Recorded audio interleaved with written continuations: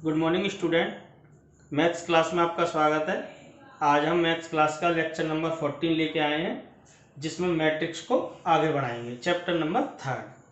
और इसके कठिन कठिन जितने भी क्वेश्चन हैं लास्ट के वो सारे कराएंगे जितने भी हैं। और आज ये चैप्टर लगभग फिनिश हो जाएगा, जो क्वेश्चन रह जाएंगे उनको कल करा देंगे। तो ये लास्ट 2 लेक्चर में ये चैप्टर ख़त्म होने जा रहा है। तो लेक्चर नंबर 14 स्टार्ट करते हैं। तो कल हम प्रश्नावली 3.2 और विविध के कुछ क्वेश्चन करा रहे थे, उसी कड़ी में एक दो क्वेश्चन और देखते हैं। कठिन कठिन है, थोड़ी से हार्ड है, देखिए। तो प्रश्नावली 3.2 का क्वेश्चन नंबर 50 ये क्या कह रहा है कि यदि आव्यूह ए बराबर cos alpha sine alpha, cos alpha sine alpha minus sine alpha cos alpha हो तो सिद्ध कीजिए कि ए की घात n बराबर, ये a बराबर इतना है, a की घात n बराबर क्या सिद्ध करवा रहा है वो, cos n alpha sine n alpha minus के sine n alpha cos n alpha, जहां n बिलोंग करता है किसी धन पूर्णांक को, पॉजिटिव इंटीजर। ऐसे भी लिख सकता है या ऐसे भी लिख सकता है, n belongs to capital N। तो सभी धन पूर्णांकों या प्राकृत संख्याओं के लिए सिद्ध करना है कि a की पावर n का मान इतना आएगा, जब a बराबर इतना दिया है। तो ये हमने क्लास 11th में चैप्टर नंबर 4 पढ़ा था, गणितीय आगमन सिद्धांत। मतलब किसी गणितीय कथन को सभी प्राकृत संख्याओं या सभी धन पूर्णांकों से सिद्ध करने के लिए हम क्या करते थे, उसमें दिए गए कथन को कोई भी मान लो पॉलिनोमियल Pn करके मान लेते थे, और n बराबर 1 पर उसको सत्यता की जांच करते थे। n बराबर k पर, जहां k कोई भी धन पूर्णांक है, उस पर कथन को सत्य मान लेते थे, और n बराबर k+1 पर उसको सत्य प्रूव करते थे। तो ये 3 स्टेप करते हैं क्लास 11th का, वही चैप्टर नंबर 4 गणितीय आगमन का सिद्धांत, प्रिंसिपल ऑफ मैथमेटिकल इंडक्शन। वो चैप्टर आपको आना चाहिए। फिलहाल उसी लॉजिक को यहाँ पे लगाते हैं। अगर उसको न लगाएंगे तो a बराबर इतना है तो a स्क्वायर निकालना पड़ेगा, a क्यूब निकालना पड़ेगा, तो a स्क्वायर में यहाँ cos 2 अल्फा आ जाएगा। a क्यूब निकालेंगे तो ऐसे फॉर्मूले बनेंगे, या 3 अल्फा आ जाएगा, फिर लिख देंगे इसी प्रकार a की घात n बराबर इतना। लेकिन वो प्रोसेस थोड़ा लॉन्ग होता है और वो ज्यादा रिलायबल भी नहीं है। तो हम अब गणितीय आगमन सिद्धांत से इसको सवाल को हल करेंगे। तो थोड़ा सा हार्ड है, देखते हैं किस तरीके से। तो इसको देखेंगे, इसका प्रूफ। तो लिख लेंगे, माना दिया गया कथन Pn है, तो Pn बराबर, आप सच दैट भी लगा सकते हो, बराबर भी लगा सकते हो, a की घात n बराबर cos n alpha sine n alpha minus के साइन n अल्फा और cos n अल्फा। ये तो गणितीय आगमन सिद्धांत से इसको सिद्ध करने जा रहे हैं। तो इसमें करते क्या है, n बराबर 1 पर इसकी सत्यता की जांच करते हैं, n बराबर k पर सत्य मान लेते हैं, और n बराबर k+1 पर सत्य प्रूव कर देते हैं। तो पहला स्टेप क्या करते हैं, n बराबर 1 पर इसकी जांच करते हैं, n बराबर 1 पर मतलब P1 का मान।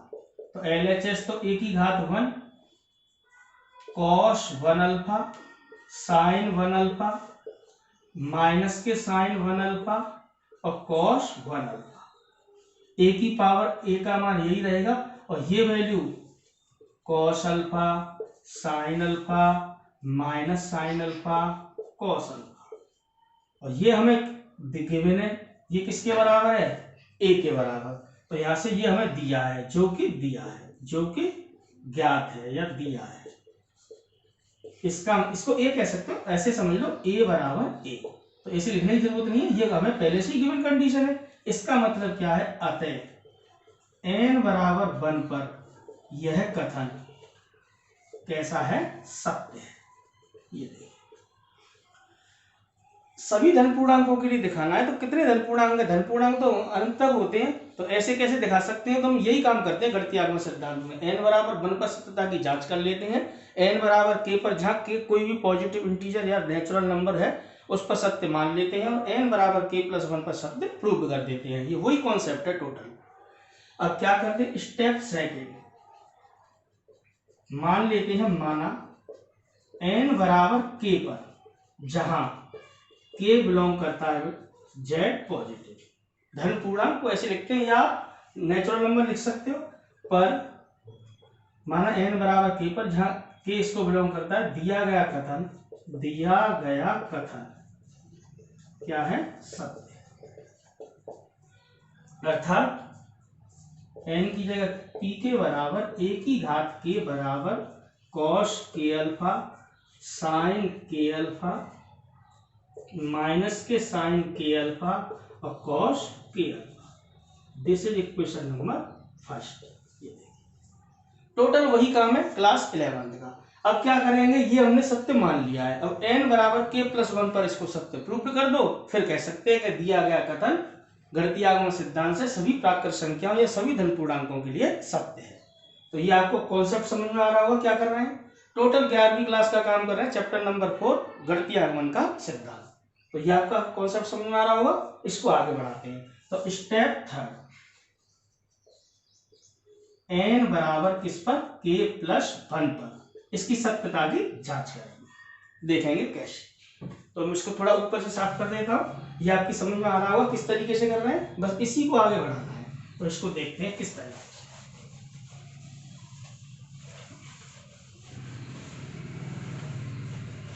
तो n बराबर k+1 पर सत्यता की जांच करनी है, अर्थात pk+1 का मान चेक करना है। ये तो किसके बराबर होगा? a की घात k+1। अरे p के बराबर a की घात k है तो pk+1 क्या होगा? a की घात k+1। मतलब इसकी वैल्यू सेम आनी चाहिए।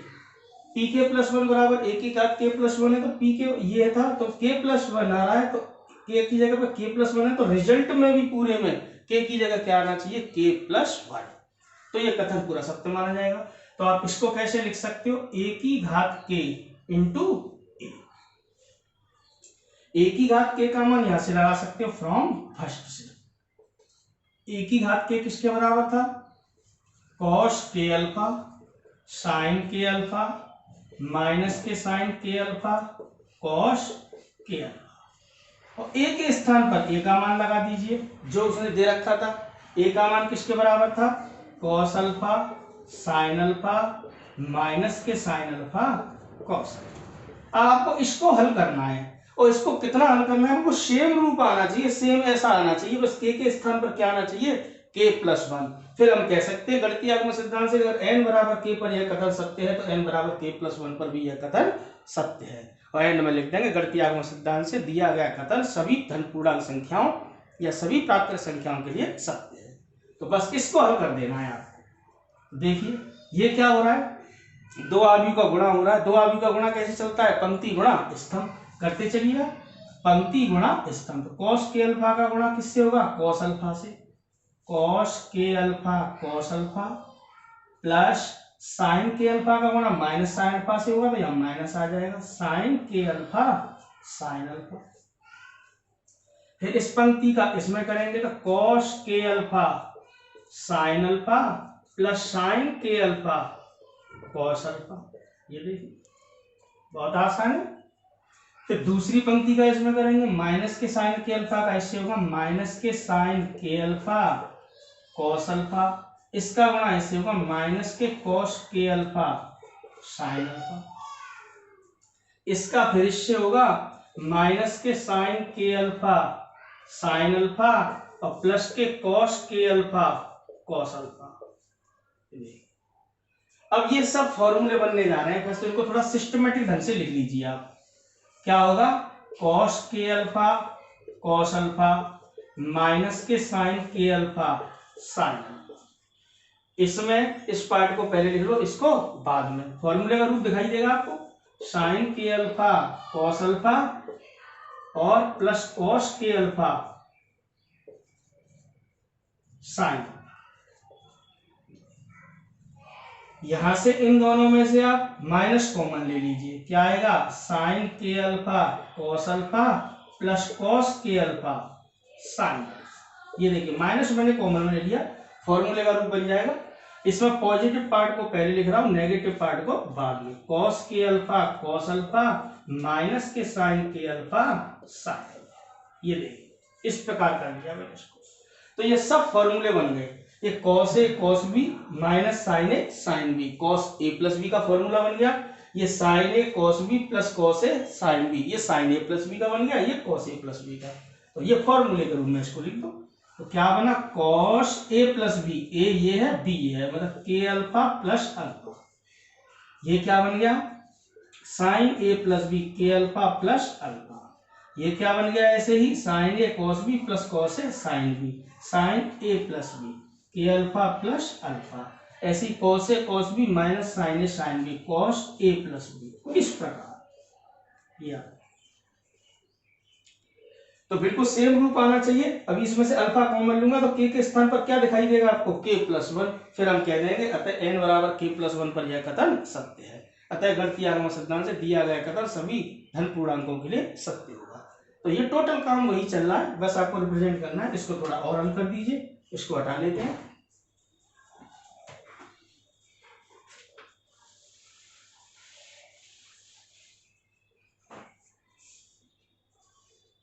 कॉस के को अल्फा कॉमन लोगे तो क्या आएगा, के प्लस वन अल्फा।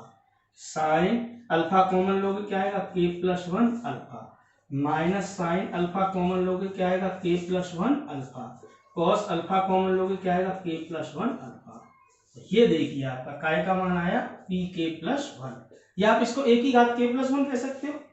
अब समीकरण एक से फ्रॉम इक्वेशन फर्स्ट से कंपेयर कराओगे तो बिल्कुल सेम रिजल्ट था।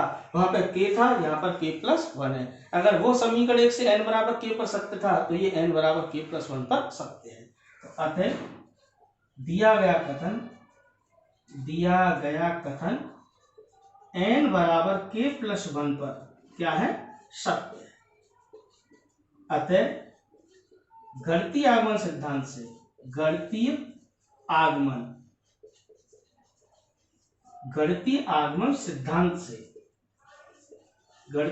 सिद्धांत से दिया गया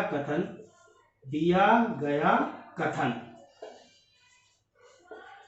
सभी n belongs to z positive, सभी धन पूर्णांकों के लिए सत्य है। बस इतना काम करना है आपको। ये सवाल हमारा यहाँ पर रुक गया। तो ये आपका समझ में आ रहा होगा पैटर्न क्या अपनाया है। टोटल वही काम किया है क्लास 11th का गणितीय आगमन सिद्धांत। तो इस तरीके से सवाल को आपको सॉल्व करना है। थोड़ा सा लेंदी है, कोई भी काम नहीं है इसमें, केवल दो मैट्रिक्स का गुणा करना आना चाहिए। एन बराबर के पर सत्य मानना है, के प्लस वन पर सत्य दिखाना है। समीकरण एक में हमारा क्या था, यहाँ पर के ही तो था सब जगह। अगर वो एन बराबर के पर सत्य था समीकरण एक से, तो ये एन बराबर के प्लस वन पर सत्य माना ही जाएगा, क्योंकि के स्थान पर क्या आया, केवल के प्लस वन। तो हम कह सकते हैं गणितीय आगमन सिद्धांत से दिया गया कथन सभी धन पूर्णांकों के लिए कैसा है, सत्य है। ये समझ में आ गया होगा। इसको और रिपीट करना एक बार, समझना। कॉन्सेप्ट वही लगाया है क्लास 11th वाला। देखते हैं इसके और आगे के क्वेश्चन।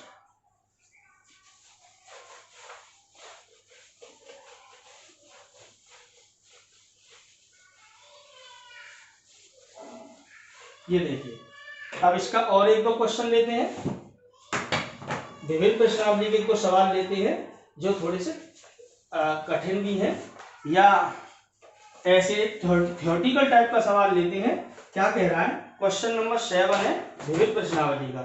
एक क्वेश्चन लेते हैं विविध का, है तो बहुत छोटा सा ही, लेकिन आपको समझ में आना चाहिए। क्या कह रहा है, आव्यूह ए का क्रम 3x4 है। कोई आव्यूह है ए, आव्यूह ए का क्रम 3x4 है।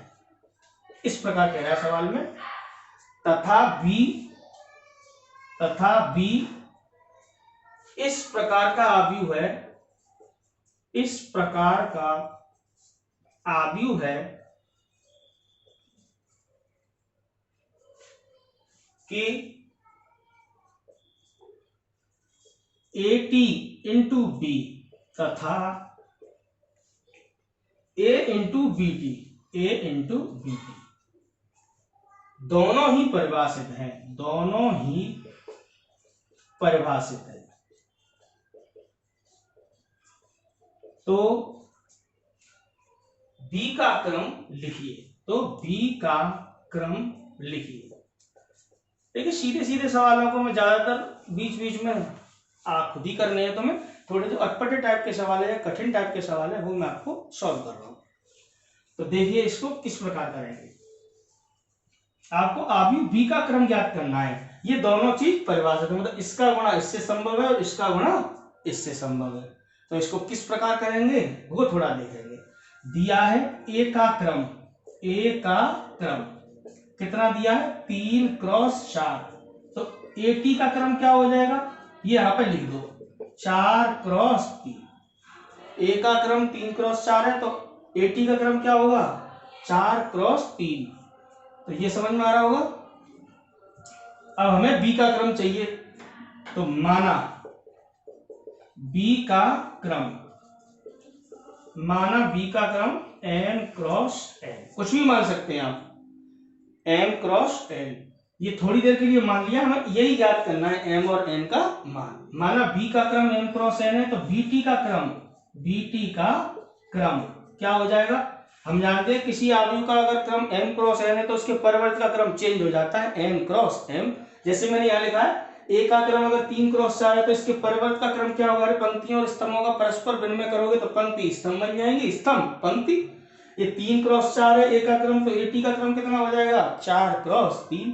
इसी प्रकार मैंने बी का क्रम मान लिया है, माना बी का क्रम n क्रॉस n है, तो बी टी का क्रम क्या होगा n क्रॉस n। अब इन बातों को लगाते हैं जो गिवन है। क्या क्या परिभाषित है, ये देखिए ए टी इंटू बी परिभाषित है, परिभाषित है, इसीलिए स्टॉप करिए। हाँ दोबारा से देखिए ए टी इंटू बी परिभाषित है, ये भी एक आव्यूह है, ये भी एक आव्यूह है। किसी आव्यूह का परिवर्त करते हैं तो आव्यूह होता है। अब दो आव्यूह का गुणा कब संभव होता है, जब पहले आव्यूह के स्तंभों की संख्या दूसरे आव्यूह की पंक्तियों की संख्या के बराबर हो। अब चूंकि ये परिभाषित है, इसके मतलब क्या निकला, मतलब एटी के स्तंभों की संख्या, एटी के स्तंभों की संख्या बराबर हो बी के पंक्तियों की संख्या। ये कॉन्सेप्ट आपको लगाना है। अब एटी में कितने स्तंभ है, तो एटी पर पहुंचिए। एटी का क्रम क्या है 4 क्रॉस 3, ये पंक्ति होती है, ये स्तंभ होते हैं। तो एटी के स्तंभ कितने हैं 3, और बी के कितनी पंक्ति है, बी पर पहुंचो, बी का क्रम m क्रॉस n, कितनी पंक्ति है इतने स्तंभ है, तो कितना है m। ये देखिए समझ में आया होगा। दूसरा क्या क्या दूसरा क्या परिभाषा था, a पुनः a इंटू बी टी, ये परिभाषित है, ये गिवन कंडीशन है, ये परिभाषित है। इसीलिए क्या होगा, इसके स्तंभों की संख्या, पहले आव्यूह के स्तंभों की संख्या दूसरे आव्यूह की पंक्तियों की संख्या के बराबर होनी चाहिए। मतलब ए के स्तंभों की संख्या, ए के स्तंभों की संख्या बराबर होनी चाहिए बीटी के पंक्तियों की संख्या, पंक्तियों की संख्या। ये देखिए अब ए में कितने स्तंभ है, तो ए पर पहुंचिए। ए का क्रम क्या था 3 क्रॉस 4, इतनी पंक्ति इतने स्तंभ, तो कितना है 4। ये देखिए बीटी में कितनी पंक्ति है, बीटी पर पहुंचिए n क्रॉस m, तो ये पंक्ति है, ये स्तंभ क्या है। ये देखिए तो m का मान 3 आया, n का मान 4, यही हमें चाहिए था। हमें तो आव्यूह b का क्रम चाहिए था जो क्या माना था m क्रॉस n।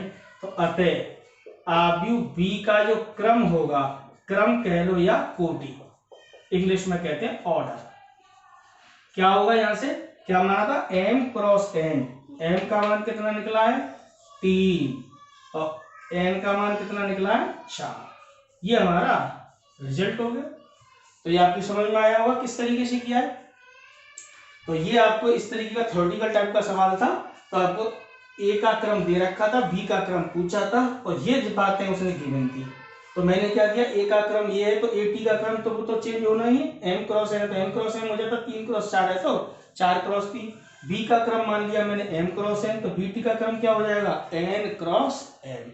ये कंडीशन का पालन करा दिया। ये परिवार से तो इसके स्तंभों की संख्या इसकी पंक्तियों की संख्या के बराबर है। एटी में कितने स्तंभ थे? 3। बी के कितनी पंक्ति थी? बी में एम, तो 3 बराबर एम। अब ये दूसरी वाली कंडीशन में परिवार से था, उसने कहा है तो ए के स्तंभों की संख्या बराबर बी टी के पंक्तियों की संख्या। ए में कितने स्तंभ है? 4। बी में कितनी पंक्तियां? बी टी में, बी टी का मतलब बी का ट्रांसपोज, बी का परिवर्त। बी टी में कितनी पंक्तियां? एम। एम और एन के मान फाइंड कर लिए और ये हमने आव्यूह बी का क्रम ज्ञात कर लिया। समझ में आ गया होगा आपके। इसके बाद और सवाल देखते हैं, देखें क्या है।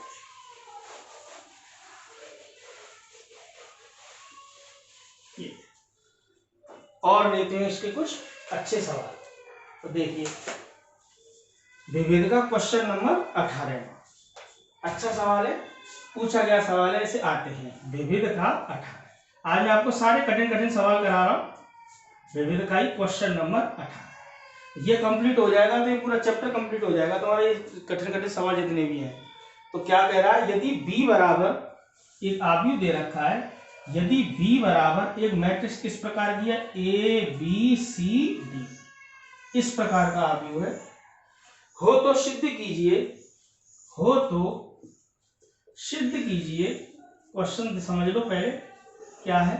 हो तो सिद्ध कीजिए बी स्क्वायर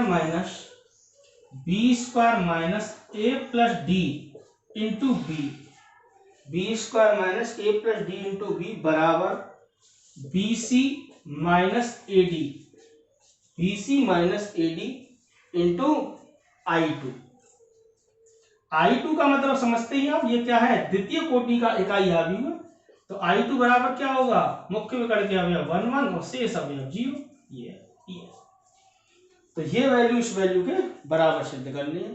तो LHS लेके चलेंगे, RHS लाएंगे। तो LHS में किसकी जरूरत पड़ेगी? लेफ्ट हैंड साइड में एक तो आव्यूह b की और एक b स्क्वायर की। b स्क्वायर आपके पास है नहीं, तो सबसे पहला काम आपको क्या करना है? b स्क्वायर निकालना है। क्या निकालना है? b square. तो देखो इसका सॉल्यूशन कैसे प्रूव करेंगे, इसको प्रूव कह लो या सॉल्यूशन कह लो। तो पहले b स्क्वायर निकालना हो, क्या निकाल के लाना है? b स्क्वायर, उसके बाद इसको सिद्ध कर लेंगे। तो b स्क्वायर बराबर किसके होगा? b इंटू बी के, b का गुणा b से करना है।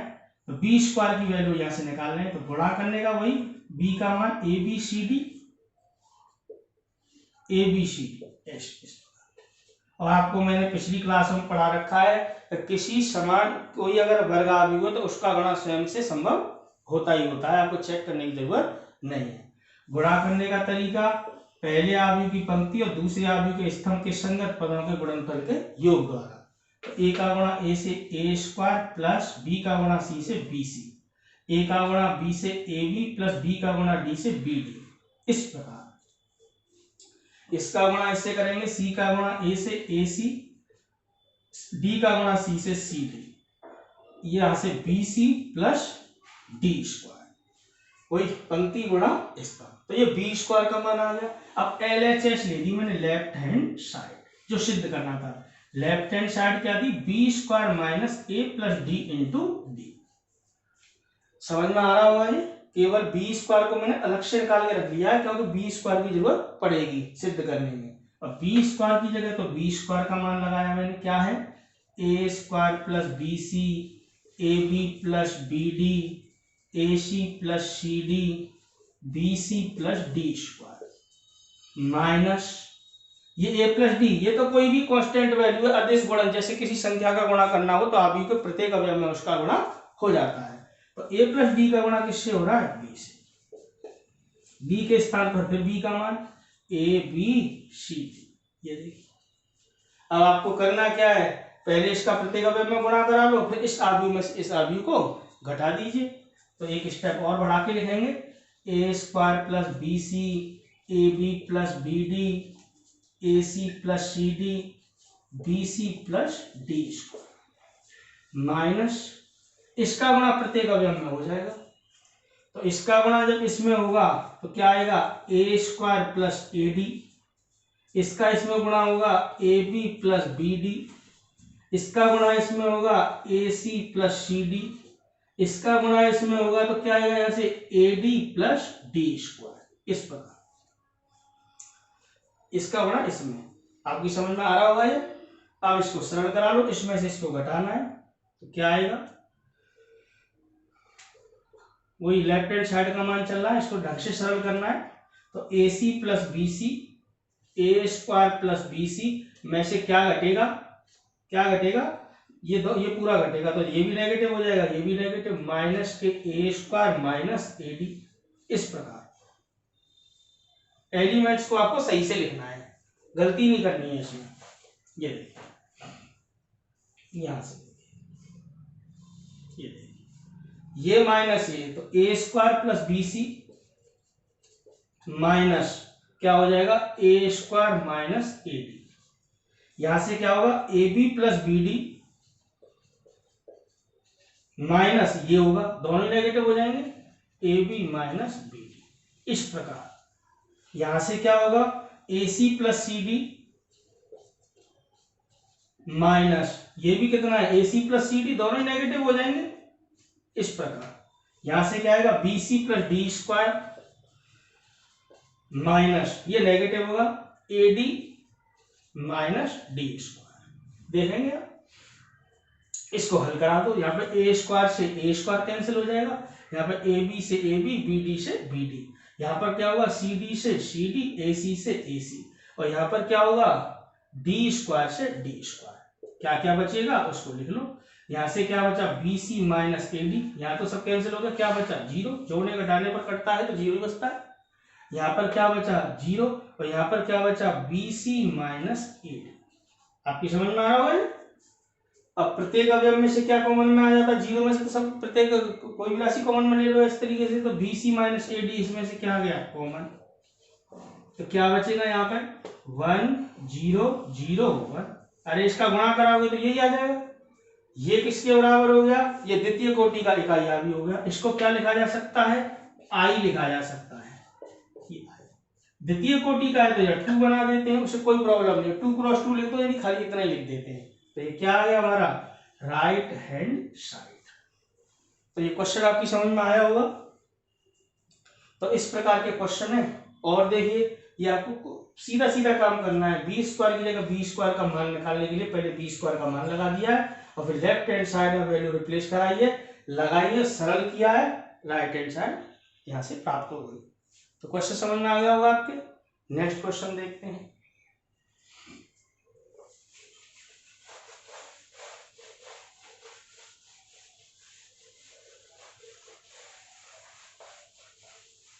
देखिए, इसी प्रकार क्वेश्चन नंबर 19 है। क्या कह रहा है वो, यदि ए बराबर एक मैट्रिक्स दे रखी है 1 0 0 1 तथा बी बराबर क्या दे रखा है, 0 1 -1 0 0 1 -1 0, इस प्रकार 0 1 माइनस हो तो क्या कह रहा है, a into A plus B into B, A into A plus B into B into A into A minus B into B को आव्यूह ए के रूप में व्यक्त कीजिए। को आव्यूह ए के रूप में व्यक्त कीजिए, व्यक्त कीजिए। ये तो आसान काम है, ए और बी के मान लगाने, इसको सरल कराना है। तो देखो इसका सॉल्यूशन,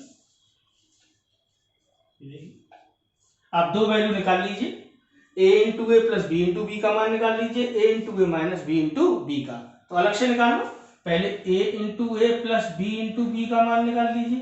ए ऐसे ही आप भी ए की जगह पर ए का मान जमाइए, प्लस बी, बी की जगह कैपिटल बी की जगह आप भी का मान लगाइए, 0 1 -1 0। दो वैल्यू अलग से निकाल के रख लीजिए पहले से ही। इसको हल कराइए, यहां से क्या आएगा, a 0 0 a प्लस बी का अंदर गुणा करा दो, 0 b माइनस बी 0। इसको हल कराओगे तो क्या आएगा मान, दोनों आव्यूह को जोड़ोगे तो क्या आएगा, क्या आएगा, यहां से a plus 0 a, zero plus B B, zero minus B, A plus zero A. ये देखिए ये वाले स्टेप का मान निकाल लिया मैंने, एक इसका निकाल लो, ए into A minus B into B. वही ए की जगह पर ए का मान 1 0 0 1 माइनस बी, बी की जगह बी का मान 0 1 माइनस 1 0। ये आपकी समझ में आएगा। इसको हल करा लीजिए, ए का अंदर गुणा कराइए, ए 0 0 ए माइनस बी का गुणा कराइए 0 बी माइनस के बी 0। ये देखिए घटा दीजिए तो यहां से क्या आएगा, ए बी माइनस का माइनस हो रहा है, माइनस माइनस क्या हो जाएगा प्लस, ए माइनस 0 क्या रहेगा। तो मैंने इस स्टेप का मान भी निकाल दिया और इस स्टेप का। थोड़ी इंक प्रॉब्लम है, इसमें इंक डालता हूं, थोड़ी इंक देना। देखिए इसको अब क्या करना है, एक वैल्यू तो इसकी निकाली और एक इसकी, इन दोनों का मान निकाल लो। अब यहां से कैलकुलेशन कर चालू कर दो, A into A plus B into B और A into A minus B into B, इनका मान लगा दीजिए। तो A into A plus B into B का मान कितना निकाला आपने, A B minus B into A into A minus B into B का मान क्या है, A minus B B A. ये देखिए अब ये क्या हो रहा है, दो आव्यूह का गुणन। दो आव्यूह का गुणन जानते हो, पंक्ति गुणा स्तंभ। इसको हल कर दीजिए तो क्या आएगा, पंक्ति गुणा स्तंभ। तो ए का ए से करोगे ए स्क्वायर प्लस बी का बी से क्या होगा बी स्क्वायर। इसका गुणा इसमें कराओगे माइनस के ए बी, बी का ए से होगा बी ए कह लो या ए बी कह दो, एक ही बात है। इसका गुणा इसमें करोगे माइनस के बी ए कह लो या A B plus A B.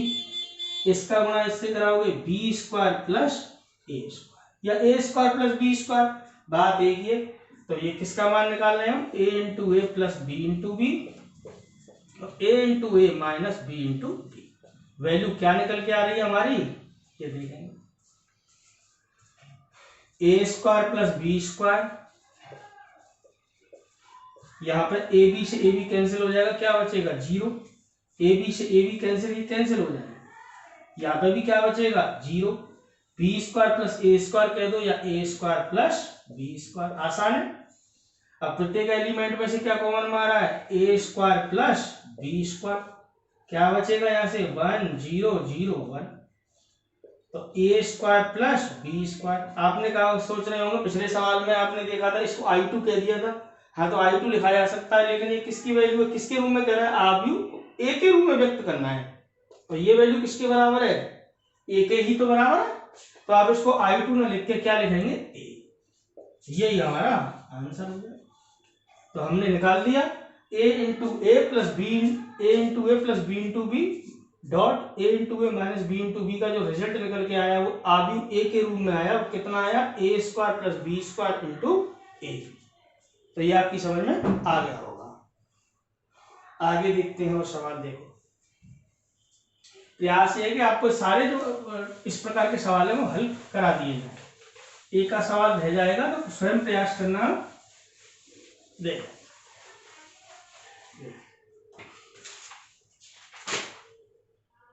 और इसमें कोई ऐसा सवाल है नहीं, एक सवाल और लेता हूं, बड़ा सवाल है, कठिन सवाल है, और ये चैप्टर यहाँ पर अपन क्लोज कराएंगे, ठीक है ना। तो बड़ा सा सवाल और लेता हूँ, विविध का क्वेश्चन नंबर है 24वां। थोड़ा सा कठिन है लेकिन इतना भी कठिन नहीं है आपकी समझ में ना आए, ठीक है ना। तो देखेंगे किसके बराबर है, क्या कह रहा है क्वेश्चन नंबर विविध का ही 24। क्या कह रहा है, सिद्ध कीजिए कि किस प्रकार सिद्ध करवा रहा है, क्या सवाल है, लिखते हैं इसको। कह रहा cos square alpha cos alpha sine alpha, cos square alpha cos alpha sine alpha, cos alpha sine alpha cos alpha sine alpha और यहां से साइन स्क्वायर अल्फा, ये into sine cos square beta cos beta sine beta तो same value है, alpha की जगह पर आपकी बार बीटा है, कॉस बीटा साइन बीटा और sine square beta, sine square beta बराबर सिद्ध करना है आपको 0 का, जहां एक वैल्यू दे रखी है, जबकि अल्फा माइनस बीटा बराबर किसके दे रखा है 2m minus 1 into pi by 2, where m belong to capital, ये कहलाता है प्राकृत संख्या, नेचुरल नंबर। इसको सॉल्व करना है, तो देखिए सॉल्यूशन, पहले थोड़ा इस पर कंसंट्रेट करो, इस पर, ये क्या चीज है, मतलब ये अल्फा माइनस बीटा का मान किसके बराबर दे रखा है 2m minus 1 into pi by 2, जहां m बिलोंग करता है किसको n को, n होता है, समझना n होता है प्राकृत संख्याओं का समुच्चय, 1 2 3 4 इस प्रकार। ये देखिए थोड़ा इस पर ध्यान देना है आपको, ये चीज समझ में आएगी तो आपको दिक्कत नहीं आएगी। तो देखिए अगर आप n का मान, आप n बिलोंग किसको करता है कैपिटल n को, मतलब ये जो n की जगह पे m है, ये m किसको बिलोंग करता है कैपिटल n को, मतलब m एक प्राकृत संख्या है। तो अब प्राकृत संख्या m का मान 1 ले लो, 2 ले लो, 3 ले लो, 4 ले लो, कुछ भी ले लो, m बराबर 1 लोगे तो 2 बन जाए 2 माइनस 1, 2 में से एक जाएगा 1, मतलब पाई बाई 2 आएगा। m का मान आपने 2 ले लिया, 2 दूनी 4 माइनस 1 3 पाई बाई 2, n का मान 3 ले लिया, m का मान 2 3 6 5 पाई बाई 2। तो इस प्रकार के एंगल आएंगे ये, और आप ध्यान रखना इन सभी कोणों पर कॉस का मान किसके बराबर होता है 0 के। तो ये अल्फा माइनस बीटा एक तरीके से ये लिखा हुआ है, इसका मतलब ये है इस प्रकार के कोण है, ये कोई सा भी हो सकता है, m किसको बिलोंग कर रहा है n को, तो n का मान यहाँ पे लगाओगे, m का मान प्राकृत संख्या लगानी है तो m की जगह पर कुछ भी लगा लो, इसमें m का मान 1 लगाओगे तो 2 बन जा 2 माइनस 1 1 पाई बाई 2 आएगा, m का मान 2 लगाओगे 2 2 जा 4 माइनस 1 3 पाई बाई 2 आ जाएगा, इस प्रकार आएंगे। और इन सभी पर cos अल्फा माइनस बीटा बराबर किसके होता है 0। ये नंबर दे दो एक, cos pi by 2 3 pi by 2 5 pi by 2 सबका मान क्या होता है 0। और आपने पढ़ा भी था cos x बराबर 0 हो तो x बराबर होता है 2n plus 1 into pi by 2, जहां n बिलोंग करता है z को, n की जगह पर आप m भी शब्द यूज कर सकते हो, ये हमने पढ़ा था व्यापक हल में, व्यापक हल में। ये देखिए ये चैप्टर नंबर 3 पढ़ा था क्लास 11th में, तो वही चीज है। तो cos x का मान 0 हो जाएगा कब, जब x की किसके बराबर हो इसके। अब x की जगह पर यहाँ पर क्या है अल्फा माइनस बीटा, तो अल्फा माइनस बीटा का मान इसी के तो बराबर दे रखा है, और x की जगह पर क्या देख रहे हैं आप अल्फा माइनस बीटा, x का मान इतना है तो cos x का मान 0 है, अब अल्फा माइनस बीटा का मान इतना है तो cos अल्फा माइनस बीटा का मान कितना होगा 0। ऐसे भी समझ सकते हो आप, इसको दिमाग में आ रही होगी बात। तो सिंपल सी बात है, आप भले ही इसको मत जानो, अल्फा माइनस बीटा का मान कितना दे रखा है, m एक प्राकृत संख्या है, वो प्राकृत संख्या कोई सी भी हो सकती है, तो यहाँ पर जब m का मान लगाओगे 1 लगाओगे तो ये पाई बाई 2 आ जाएगा, 2 लगाओगे 3 पाई बाई 2, 3 लगाओगे 5 पाई बाई 2। इन सभी कोणों पर अल्फा माइनस बीटा का मान अगर कोई सा भी कोण लोगे यहाँ पर तो cos का मान कितना आएगा वहां से 0। तो इस बात का हम सवाल में यूज करेंगे, तो ये चीज आपकी समझ में आनी चाहिए। अब हमें सिद्ध क्या करना है, ये बराबर 0, तो हमने LHS ली, लेफ्ट हैंड साइड। ये इसका यूज आप जब चाहे तब कर सकते हो। तो क्या है cos square alpha, cos alpha sine alpha, cos alpha sine alpha, sine square alpha into ये cos square beta, cos beta sine beta, cos beta sine beta और साइन स्क्वायर बीटा। अब इन दोनों मैट्रिक्स का गुणा करने का वही पुराना काम, इसमें कोई भी नया काम नहीं करना है, वही पंक्ति गुणा स्तंभ, गुणा करते जाना है, बड़ा लगेगा कैलकुलेशन, कोई दिक्कत नहीं, आपको गुणा करना है सीधा सीधा। तो गुणा करना चालू करते हैं, थोड़ा सा बड़े स्टेप आएंगे, कोई दिक्कत नहीं। पंक्ति गुणा स्तंभ, तो इसका गुणा इससे होगा तो क्या आएगा cos square alpha cos square beta plus इसका गुणा इसमें होगा, cos alpha sine alpha cos beta sine beta. लीजिए गुणा हो गया। अब इसका गुणा इसमें होगा, तो कॉस स्क्वायर अल्फा का गुणा तो इसमें होगा, cos square alpha cos beta sine beta, plus इसका गुणा इससे होगा, किससे? इसका गुणा इससे, cos alpha sine square beta. ये देखो, कैलकुलेशन को संभाल के करना है, देखने में बड़ा लगेगा लेकिन है बहुत आसान। फिर इस पंक्ति का इस स्तंभ में तो क्या आएगा, cos alpha sine alpha cos square beta, plus इसका गुणा इससे होगा, साइन स्क्वायर अल्फा और कॉस बीटा साइन बीटा। ये हो गया। फिर इसका गुणा इससे क्या आएगा, cos alpha sine alpha cos beta sine beta, plus sine square alpha का गुणा किससे होगा, साइन स्क्वायर बीटा से, sine square alpha into sine square beta. तो ये आपकी समझ में आ रहा होगा। इसको सरल करेंगे। देखो, अब इनको थोड़ा सरल करने से पहले इसमें जो कॉमन अवयव है उनको लीजिए और फॉर्मूले का रूप बनता जाएगा, तो देखेंगे क्या है। इन दोनों में से आप देख रहे हो, इस पद में से और इस पद में से आपको cos alpha cos beta common में दिखाई दे रहा होगा। तो कॉस अल्फा कॉस बीटा यहां से लोगे तो यहां से क्या बचेगा, cos alpha cos beta plus sine alpha sign beta. इस प्रकार आपकी समझ में आ रहा होगा। ऐसे ही इनमें से देखो क्या कॉमन में आ रहा है आपको, साइन बीटा कॉमन में आ रहा है दोनों में से, और एक कॉस अल्फा कॉमन में आ रहा है। क्या कॉमन में आ रहा है, कॉस अल्फा आ रहा है और साइन बीटा।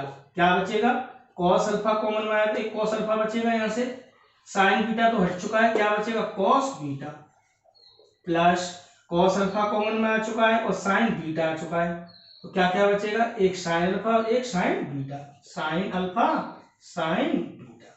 ये देखिए सबको समझ में आएगा आपको ढंग से। इसके बाद इनमें से देखिए क्या कॉमन में आ रहा है, तो साइन अल्फा कॉमन में आ रहा है दोनों में से, एक साइन अल्फा यहाँ पर बचेगा, और क्या कॉमन में आ रहा है, कॉस बीटा कॉमन में आ रहा है दोनों में से। क्या क्या कॉमन में आ रहा है, साइन अल्फा कॉस बीटा, तो साइन अल्फा कॉस बीटा ले लोगे तो यहां से क्या बचेगा, कॉस अल्फा कॉस बीटा। यहां से क्या बचेगा, साइन अल्फा कॉस बीटा ले लोगे तो एक तो साइन अल्फा बचेगा, एक sign beta, plus sine alpha sign beta. इसमें से देखिए क्या कॉमन में आ रहा है, साइन अल्फा इसमें भी है यहाँ पर भी है, साइन बीटा इसमें भी है यहाँ पर भी है, क्या कॉमन में आ रहा है, साइन अल्फा साइन बीटा। क्या बचेगा यहाँ से, cos alpha cos beta, cos alpha cos beta plus sine alpha sign beta. ये आपकी समझ में आ रहा होगा। तो आपने देखा कि प्रत्येक स्टेप में क्या आ रहा है, cos alpha cos beta plus sine alpha sign beta, मतलब cos A cos B plus sign A sine B. Cos A cos B plus sign A sine B काय के बराबर, किसके बराबर होता है, कॉस ए माइनस बी के। तो ये फॉर्मूला बन गया, ए की जगह पर अल्फा है, बी की जगह में बीटा है, तो ये फॉर्मूले का रूप बन गया। हमें इस पूरी एलएचएस का मान 0 के बराबर सिद्ध करना है, तो इसको हल कर लो थोड़ा सा। और ये देखिए, ये मैंने आपको पहले क्लियर कराई दिया कि अल्फा माइनस बीटा का मान अगर 2m - 1 × π/2 है तो कॉस अल्फा माइनस बीटा का मान किसके बराबर हो जाएगा, 0 के। इसको हल कर दीजिए बस। ये देखिए, तो यहाँ से क्या आएगा, ये वही लेफ्ट हैंड साइड का मान है, क्या है, कॉस अल्फा कॉस बीटा। ये वैल्यू किसके बराबर हो गई, कॉस ए माइनस बी का फॉर्मूला बन गया, अर्थात cos alpha minus beta. Cos alpha sign beta, cos alpha sign beta, और ये पूरा किसका फॉर्मूला बन गया, वही कॉस ए माइनस बी का।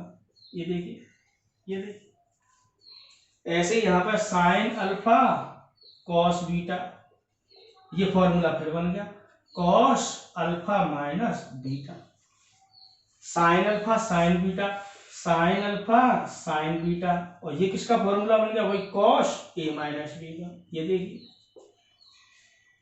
सभी स्टेप में आप देख रहे हो प्रत्येक अवयव में क्या आ रहा है, cos alpha minus beta. Cos alpha minus beta का मान किसके बराबर है, 0 के। तो यहां से लिख देंगे फ्रॉम फर्स्ट। क्या कॉस अल्फा माइनस बीटा का मान किसके बराबर है? 0 के। अब यहाँ पे जब 0 लगाओगे तो 0 का गुणा किसी में होगा, क्या आएगा? 0। 0 का गुणा इसमें होगा, क्या आएगा? 0। 0 का गुणा इसमें होगा, क्या आएगा? 0। 0 का गुणा इसमें होगा, क्या आएगा? 0। और अगर किसी आव्यूह का प्रत्येक अवयव शून्य हो तो इसको क्या कहते हैं? शून्य आव्यूह। तो ये पूरा कितना आ गया? एक शून्य आव्यूह आ गया। और यही हमारी क्या है? Right hand side.